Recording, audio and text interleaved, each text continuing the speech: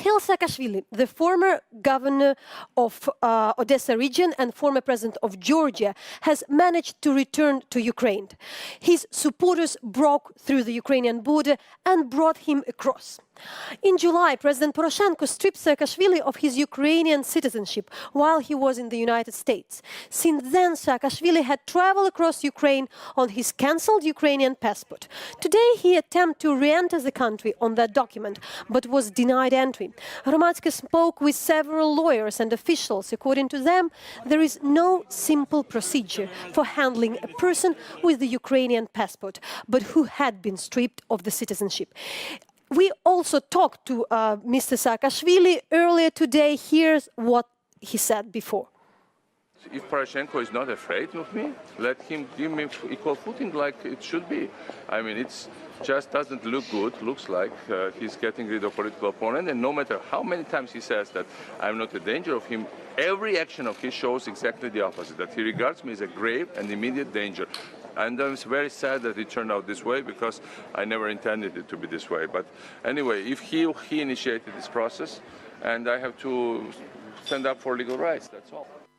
12 hours ago, Saakashvili began his attempt to cross the border and was denied at every step on the way until now. So how did he end up on the Ukrainian territory? We'd like also to help you orient and what this day was about. There are a few checkpoints. You see here the Polish and the Ukrainian side. Krakovets on the Ukrainian. So it was supposed that Saakashvili would come by foot. He would come by the, not by the train. So with a group of the volunteer battalion members, MPs, and a few thousand people waiting him here. Yet he decided to go through a different checkpoint and use the train.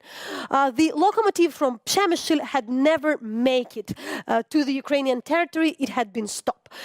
So later Saakashvili had taken the bus and also tried to cross particularly this checkpoint. All the crowd from here had to move very fast. So really there was a lot of confusion. There were a lot of people together with Saakashvili. There was the Lviv mayor Sadovyi, former Ukrainian Prime Minister Tymoshenko.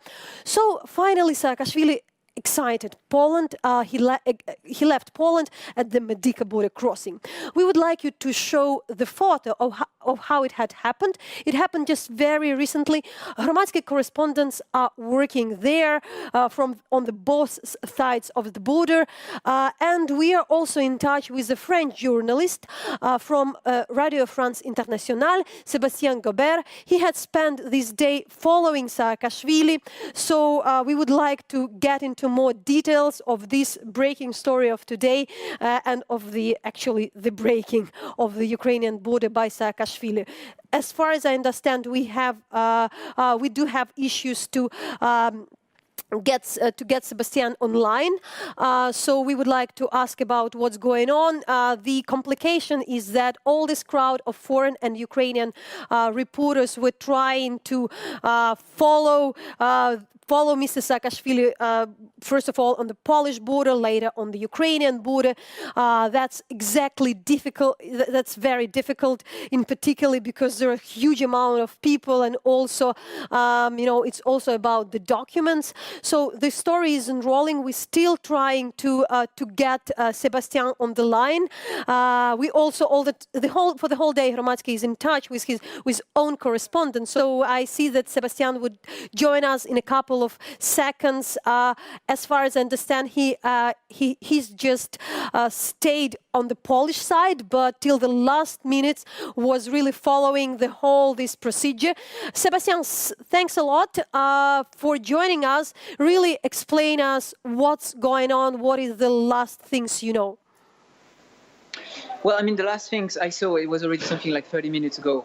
I followed Saakashvili and hundreds of supporters on the Ukrainian side. Then I had to go back to the Polish side because, well, I mean, it's very stupid. But I had left my things back in the bus. So I mean, the last thing I know is that the police actually let him go and that he's on his way to Ukraine. So apparently the first stop would be Lviv. And as you know, the mayor, Andrei Sadovyi, is kind of a political opponent of of President Poroshenko. So it's really possible that he's going to spend the night there and then reconsider for the strategies, because no one knew what would happen today, and no one really knows what is going to happen now. And Sébastien, so you talked to the people. What was the plan of Saakashvili? What he's going to do further? Of course, we will follow this story from the Ukrainian side. So far, there are no something urgent happening. So how organized was the whole thing? What the people should know after this complex and confusing day? Well, the thing is that it was a bet, that's for sure, because no one really expected Saakashvili to be let in, or no one really expected that many demonstrators to show up and to break the cordon of the border guards. It was also what has to be remembered is that today was a very interesting PR operation, very interesting communication. Like Saakashvili had various invited politicians, invited journalists, and really keen on communicating and on giving some press briefings. So the thing is that it seems to me that he has planned his in a way or another, he has planned to continue his political involvement in Ukraine. And today actually shows that it is quite possible for him to do so. Sébastien, so have you managed to talk to the people? Of course, there is both an opposition, there are people supporting him. You've been to a different side, but no, we do have a lot of people supporting him on the Ukrainian side as well. The Ukrainian, there are a lot of who oppose.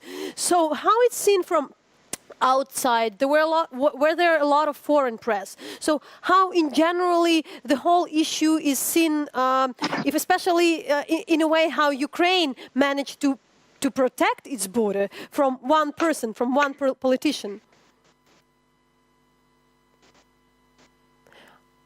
I see the bit of the problems with the connection, so I'll try to repeat the question. I'll try to repeat the question as far as I understand that we would like to see how this situation is seen. We see that Sébastien is back online. We're sorry for the complexity, for the difficulties with connection, but please understand that we really are online with the correspondent on that particular very confusing part of the border where lots of things happening. So really, can you manage to observe the reaction and the actions of the Ukrainian border guards, of the officials, how they managed to handle this issue, where there was no simple answer? Well, the thing is that, the Ukrainians actually handled it very, very bad. It really looked like a circus from the beginning to the end. It really looked like some kind of a farce. The way that they kind of strengthened this security at the Krakovets border post, and then the way also that they didn't allow two trains to leave from the Przemysl train station just because Saakashvili was on board. So didn't even allow the train to get to the border proper. And then when we got to the border this evening, to this border post where I am now, this blockade, this line of military men, of border guards. It looked like Donbass. It looked like a war zone. This was really not what you would expect.